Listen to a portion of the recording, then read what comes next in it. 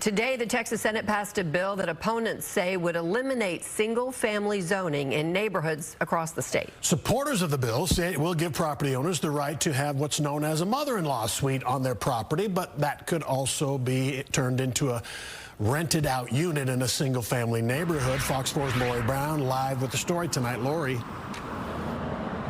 Steve, right now, cities decide where to allow accessory dwelling units, which is basically a home behind a home or a garage apartment. But under Senate Bill 1412, city zoning on ADUs would no longer apply. Man, this theme of affordable housing, home ownership, right? That American dream, making that accessible, keeping it accessible.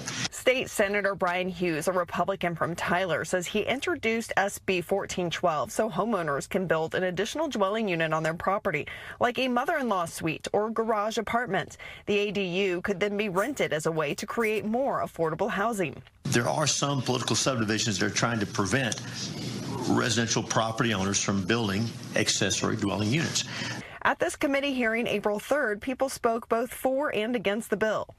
It's fair to say that this is really a nationwide movement towards liberalizing land use restrictions. The broad breadth of this bill makes it a neighborhood destruction bill. Investors come in and buy up properties.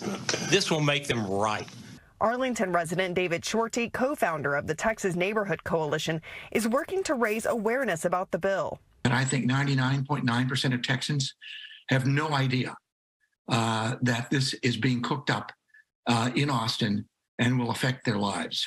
Shorty says the bill would allow the density of neighborhoods to double. Doubles the traffic, doubles the parking problems, and most importantly, really is at odds with the reason that people bought single-family residential homes. Shorty says the ADU concept works in some neighborhoods, but also points to the issue of local control and believes it should be a decision for city council members, not lawmakers in Austin. It does not make any sense for remote legislators from various parts of the state to try and straitjacket cities. We asked SMU political scientist Matthew Wilson why Republican lawmakers who are traditionally supporters of local control are trying to strip it away in this bill. The Republicans who support this bill would cast it in terms of property rights. It is unusual to see a state aggressively step in to invalidate local attempts at zoning and control of property use.